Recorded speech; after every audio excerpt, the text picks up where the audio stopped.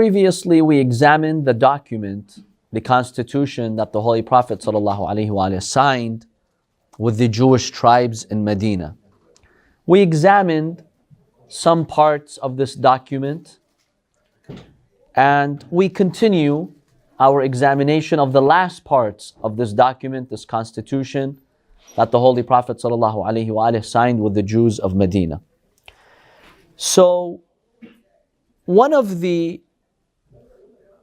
lines in this document, one of the rules that the Prophet ﷺ agreed on with the Jewish tribes, is that the interior of Medina, the city of Medina, was declared to be a haram, a sacred sanctuary for the signatories of the agreement.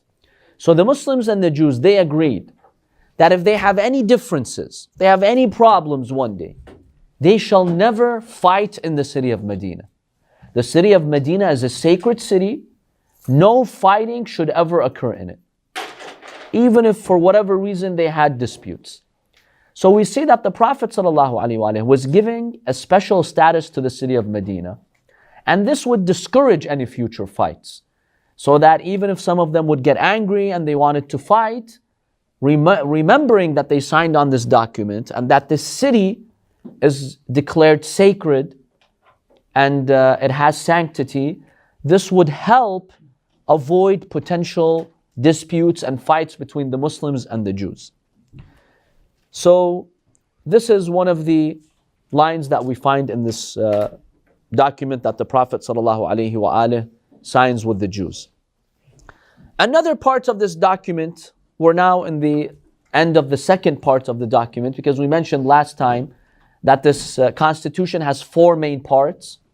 Now we're at the end of the second part. So for example, in line 29 of the document, the Prophet dictated the following: lives of neighbors and of those who have been granted asylum are like our own lives and should not be molested. If the Muslims have neighbors or they've granted asylum to anyone who's come to the city of Medina, the Jews are to respect that. They should not harass them. If the Jews have neighbors, they have a good relationship with anyone, they have given asylum to anyone, the Muslims are also to respect that. So we see this beautiful mutual relationship between the Muslims and the Jews in this document. Then we go to part 3. I'll just mention one part of part 3.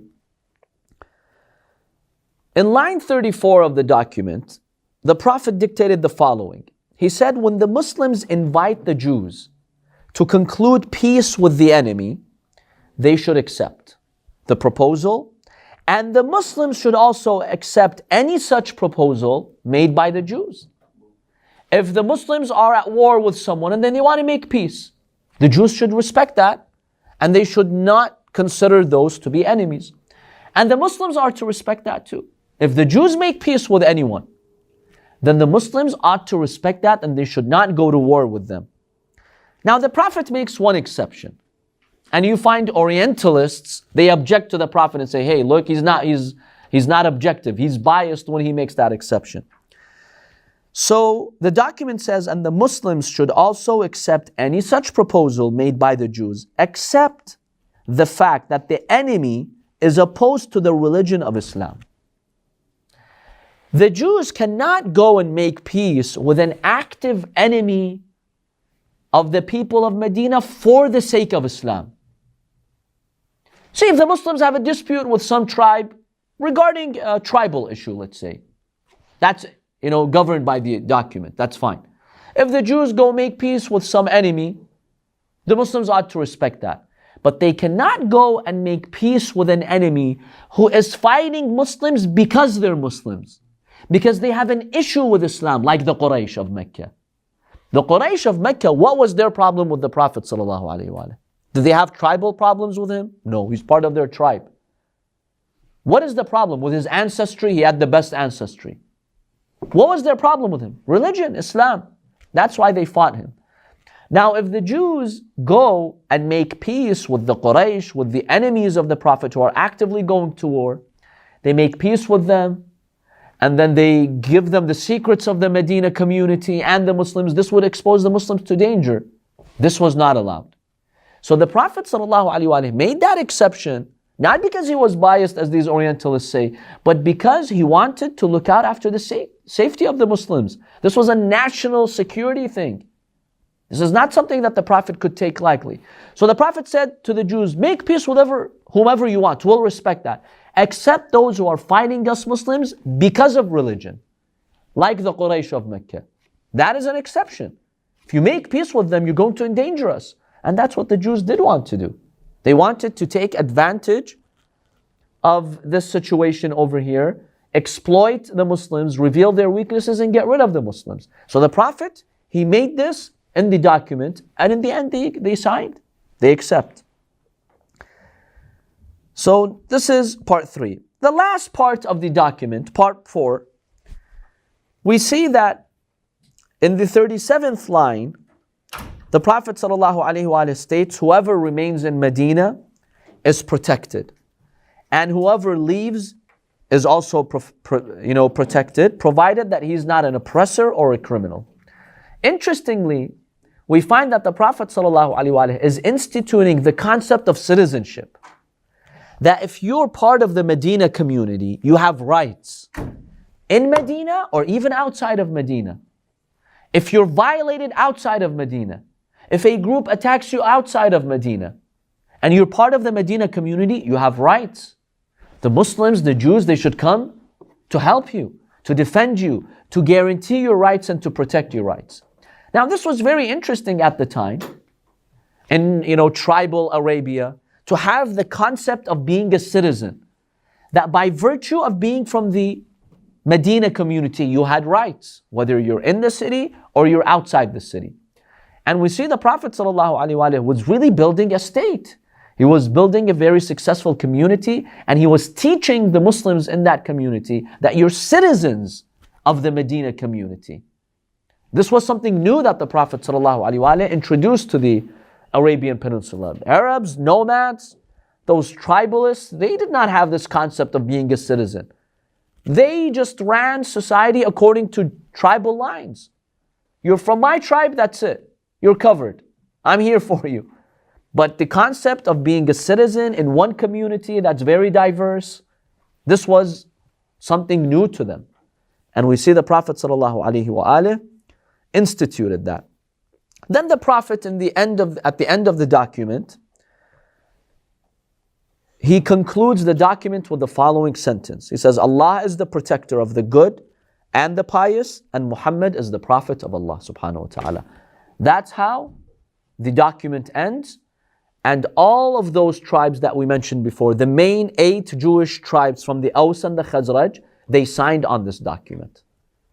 And they made this peace treaty with the Prophet ﷺ that we will observe this document and we will not violate each other's rights. Therefore, we see that the Prophet ﷺ really grants them this special status of being one unified ummah. It was not imposed on them. They willingly came and they signed on the document. Initially, you had 8 tribes from the Aus and the Khazraj.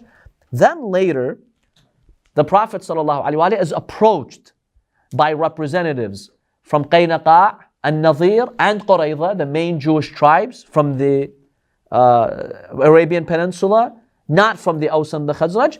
They come and they ask him, Ya Muhammad, we want a similar treaty with you. Now, this is the treaty that the Prophet ﷺ makes with them. He says, he dictates, the Prophet makes this agreement with the 3 groups. Who are the 3 groups? Banu Qaynaqa, Banu Nadir, Banu Qurayza, to the effect that they will not harm him. See, the Prophet is imposing a condition here. I'll make this treaty with you now that you're asking, but on one condition: you'll not harm him and his companions with their tongues and hands. Let's declare peace. Let's be friends. Don't harm us with your tongues. Come and, verbally assault us and attack us and propagate against us. And physically don't assault us. And will not supply arms and mounts to his enemies. Will not supply arms and mounts to his enemies. This is something, as we shall see later, they clearly violated. And then you have these Orientalists, oh, the Prophet, he excommunicated them, he asked them to leave. They came and they asked him, let's make a constitution. And they accepted the terms of the constitution. They signed on it with their hands. Then they conspired against the Prophet. What do you expect him to do? Let them kill all Muslims? We have to see how this all unfolded to be fair and objective from a historical perspective. These are the very terms of the agreement, and will not supply arms and mounts to his enemies. What if they broke the treaty? The Prophet makes it clear. So no one in history comes and say, hey, this was a surprise. They did not know what the consequences were. Yes. What year was this signed? The final conditions? This was in the first year of the Hijrah. We don't exactly have a date, but in the first year. So when the Prophet ﷺ arrived in Medina in Rabi' al-Awwal, in that first year, this was signed by them. Before the Battle of Badr. So in that first year of the Hijrah. What are the consequences if they violate the agreement? If the Jews from these three tribes, they break the agreement with the Prophet, they supply arms, they harass, they harm the Muslims, what's the consequence? The Prophet lists it.